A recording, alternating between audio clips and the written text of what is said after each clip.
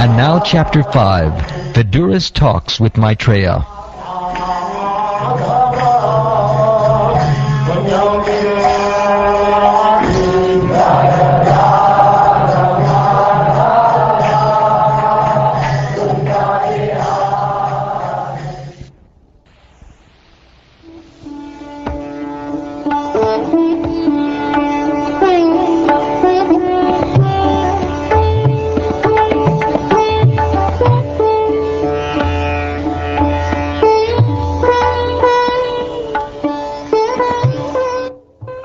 Shukdev Goswami said, Vidura, the best amongst the Kuru dynasty, who was perfect in devotional service to the Lord, thus reached the source of the celestial Ganges river, or Hardwar, where Maitreya, the great, fathomless, learned sage of the world, was seated.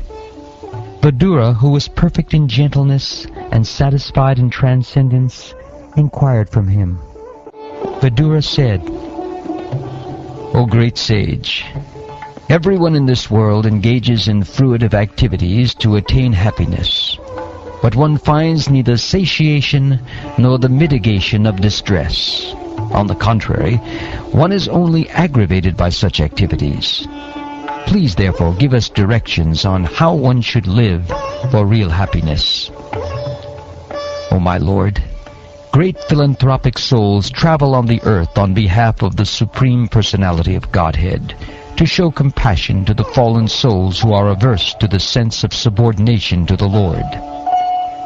Therefore, O great sage, please give me instruction on the transcendental devotional service of the Lord, so that he who is situated in the heart of everyone can be pleased to impart from within knowledge of the absolute truth, in terms of the ancient Vedic principles delivered only to those who are purified by the process of devotional service.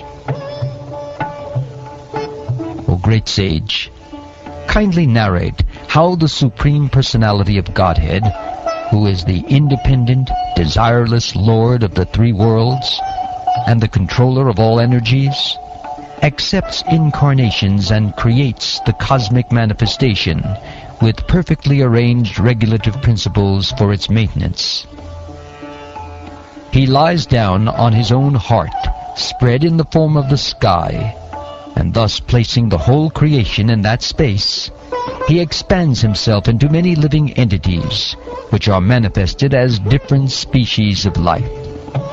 He does not have to endeavor for his maintenance, because he is the master of all mystic powers and the proprietor of everything.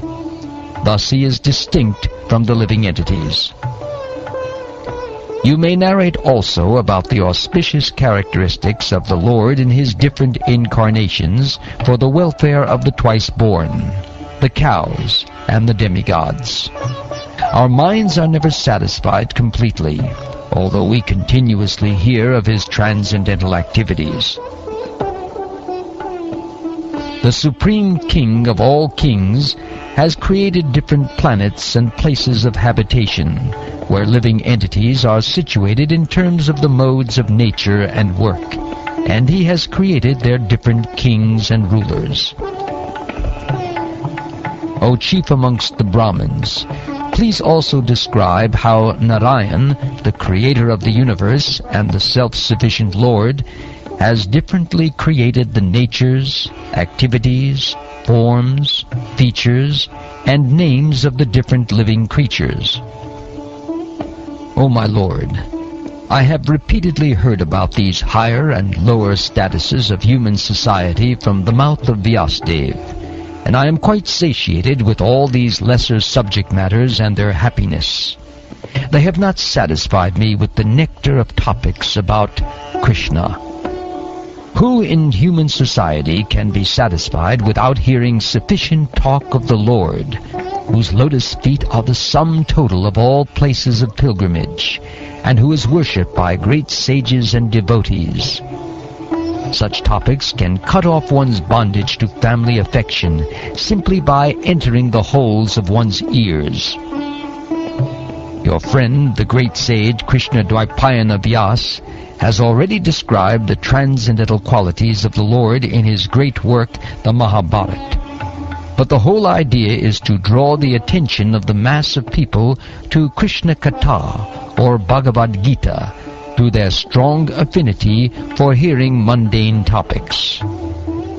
For one who is anxious to engage constantly in hearing such topics, Krishna Katha gradually increases his indifference towards all other things. Such constant remembrance of the lotus feet of Lord Krishna by the devotee who has achieved transcendental bliss vanquishes all his miseries without delay. O sage, persons who, because of their sinful activities, are averse to the topics of transcendence, and thus ignorant of the purpose of the Mahabharata, or Bhagavad Gita, are pitied by the pitiable.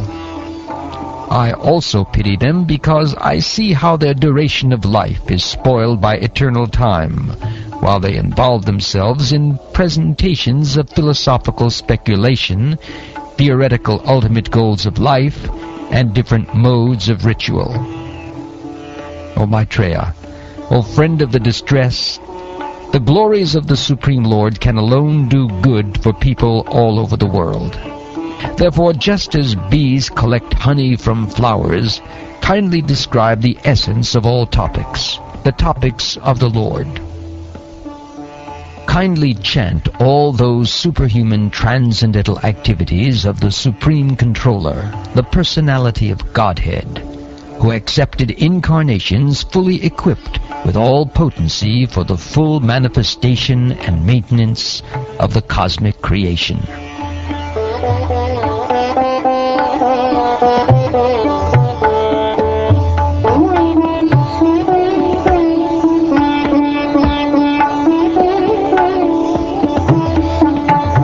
Shukdev Goswami said, the great sage Maitreya Muni, after honoring Vidura very greatly, began to speak at Vidura's request for the greatest welfare of all people. Sri Maitreya said, O Vidura, all glory unto you. You have inquired from me of the greatest of all goodness, and thus you have shown your mercy both to the world and to me, because your mind is always absorbed in thoughts of the transcendence. O Vidura, it is not at all wonderful that you have so accepted the Lord without deviation of thought, for you were born from the semen of Vyasadeva. I know that you are now Vidura due to the cursing of Mandavya Muni, and that formerly you were King Yamaraj, the great controller of living entities after their death. You were begotten by the son of Satyavati, Vyasadeva, in the kept wife of his brother. Your good self is one of the eternal associates of the Supreme Personality of Godhead, for whose sake the Lord, while going back to his abode, left instructions with me. I shall therefore describe to you the pastimes by which the Personality of Godhead extends his transcendental potency for the creation, maintenance, and dissolution of the cosmic world as they occur one after another. The Personality of Godhead, the master of all living entities, existed prior to the creation as one without a second. It is by his will only that creation is made possible, and again everything merges in him. This Supreme Self is symptomized by different names. The Lord, the undisputed proprietor of everything, was the only seer. The cosmic manifestation was not present at that time, and thus he felt imperfect without his plenary and separated parts and parcels. The material energy was dormant, whereas the internal potency was manifested. The Lord is the seer, and the external energy, which is seen, works as both cause and effect in the cosmic manifestation. O greatly fortunate Vidura, This external energy is known as Maya or illusion, and through her agency only is the entire material manifestation made possible.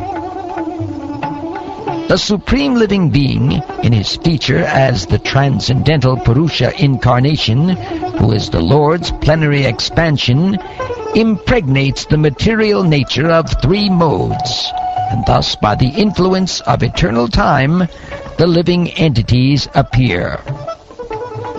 Thereafter, influenced by the interactions of eternal time, the supreme sum total of matter, called the Mahatattva, became manifested, and in this Mahatattva, the unalloyed goodness, the Supreme Lord, sowed the seeds of universal manifestation out of his own body.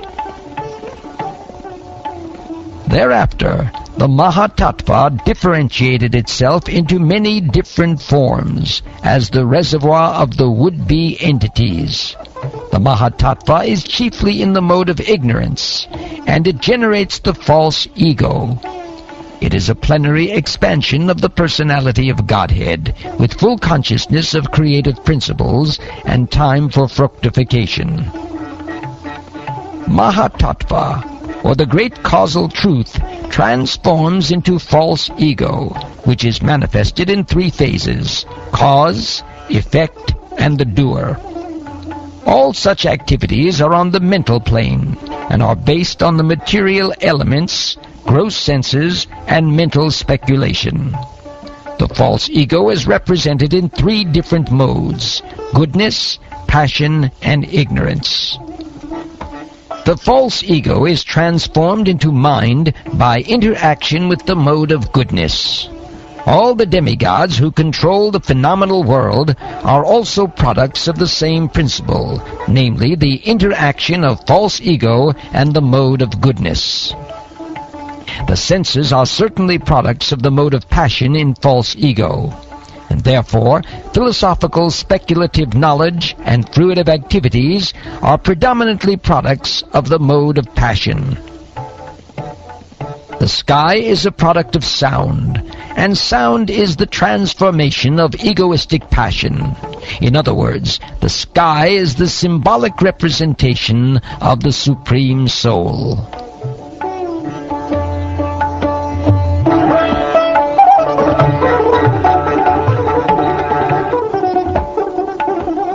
Thereafter, the personality of Godhead glanced over the sky, partly mixed with eternal time and external energy, and thus developed the touch sensation, from which the air in the sky was produced.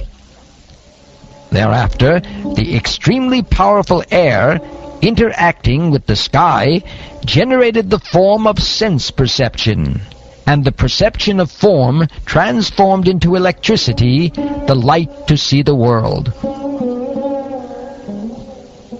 When electricity was surcharged in the air and was glanced over by the Supreme, at that time, by a mixture of eternal time and external energy, there occurred the creation of water and taste. Thereafter, the water produced from electricity was glanced over by the Supreme Personality of Godhead and mixed with eternal time and external energy. Thus it was transformed into the earth, which is qualified primarily by smell.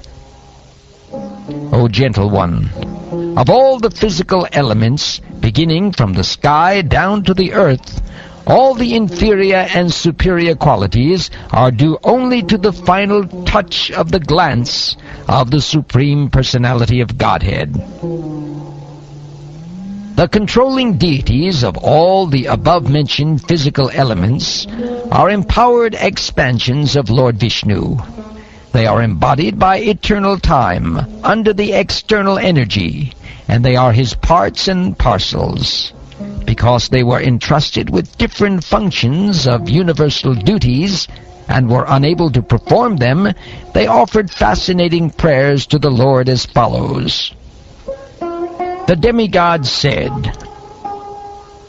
O Lord, your lotus feet are like an umbrella for the surrendered souls, protecting them from all the miseries of material existence. All the sages under that shelter throw off all material miseries. We therefore offer our respectful obeisances unto your lotus feet.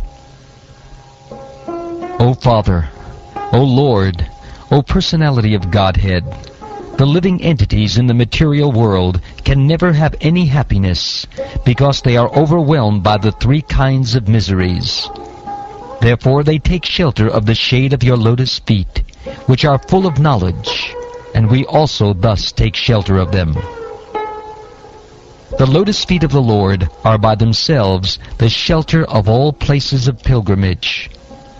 The great clear-minded sages, carried by the wings of the Vedas, always search after the nest of your lotus-like face. Some of them surrender to your lotus feet at every step by taking shelter of the best of rivers, the Ganges, which can deliver one from all sinful reactions. Simply by hearing about your lotus feet with eagerness and devotion, and by meditating upon them within the heart, one at once becomes enlightened with knowledge, and on the strength of detachment one becomes pacified. We must therefore take shelter of the sanctuary of your lotus feet. O Lord, you assume incarnations for the creation, maintenance, and dissolution of the cosmic manifestation, and therefore we all take shelter of your lotus feet, because they always award remembrance and courage to your devotees. O Lord, persons who are entangled by undesirable eagerness for the temporary body and kinsmen, and who are bound by thoughts of mine and I, are unable to see your lotus feet, although your lotus feet are situated within their own bodies. But let us take shelter of your lotus feet. O great Supreme Lord, offensive persons whose internal vision has been too affected by external materialistic activities cannot see your lotus feet, but they are seen by your pure devotees, whose one and only aim is to transcendently enjoy your activities. O Lord, persons who, because of their serious attitude, attain the stage of enlightened devotional service, achieve the complete meaning of renunciation and knowledge, and attain the Vaikuntha Loka in the spiritual sky simply by drinking the nectar of your topics.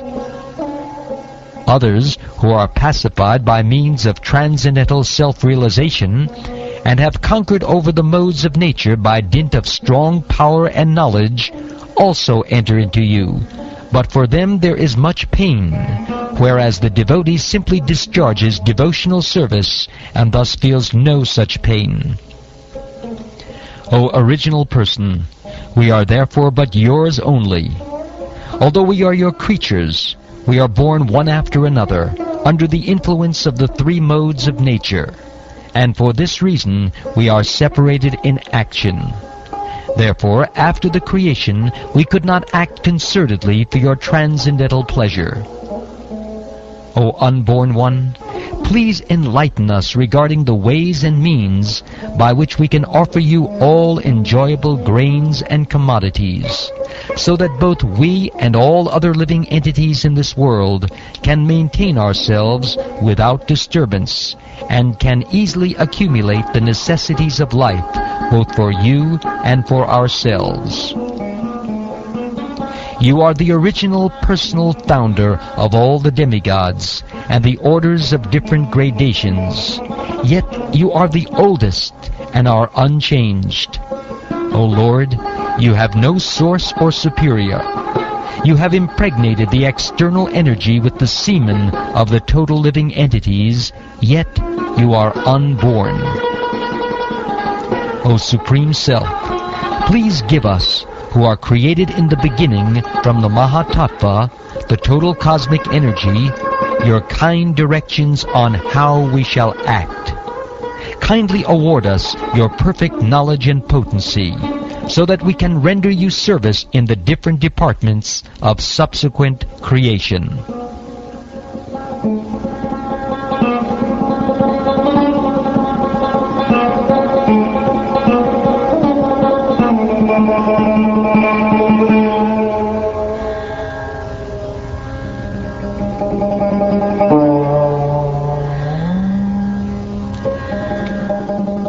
Thus ends the 5th chapter of the 3rd canto of the Srimad Bhagavatam, entitled Vidura's Talks with Maitreya. In terms of the ancient Vedic principles, delivered only to those who are purified by the process of devotional service. O great sage, kindly narrate how the Supreme Personality of Godhead, who is the independent, desireless Lord of the three worlds and the controller of all energies, accepts incarnations and creates the cosmic manifestation with perfectly arranged regulative principles for its maintenance. He lies down on his own heart, spread in the form of the sky, and thus placing the whole creation in that space, he expands himself into many living entities, which are manifested as different species of life. He does not have to endeavor for his maintenance, because he is the master of all mystic powers and the proprietor of everything. Thus he is distinct from the living entities. You may narrate also about the auspicious characteristics of the Lord in his different incarnations for the welfare of the twice-born, the cows, and the demigods. Our minds are never satisfied completely, although we continuously hear of his transcendental activities. The Supreme King of all kings has created different planets and places of habitation.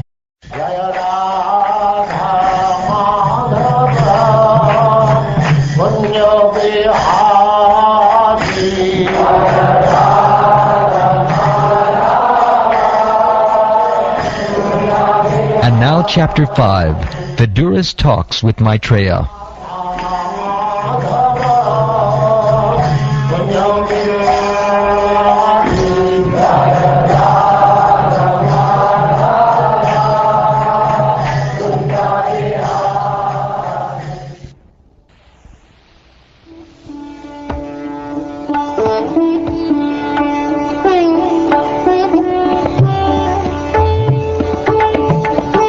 Finds neither satiation nor the mitigation of distress. On the contrary, one is only aggravated by such activities. Please therefore give us directions on how one should live for real happiness. O my Lord, great philanthropic souls travel on the earth on behalf of the Supreme Personality of Godhead, to show compassion to the fallen souls who are averse to the sense of subordination to the Lord. Therefore, O great sage, please give me instruction on the transcendental devotional service of the Lord, so that he who is situated in the heart of everyone can be pleased to impart from within knowledge of the absolute truth.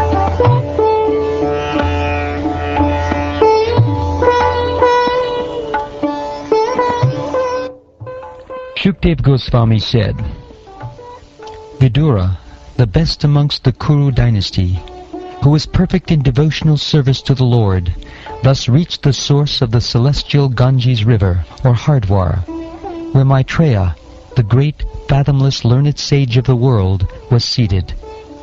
Vidura, who was perfect in gentleness and satisfied in transcendence, inquired from him. Vidura said, O great sage, everyone in this world engages in fruitive activities to attain happiness.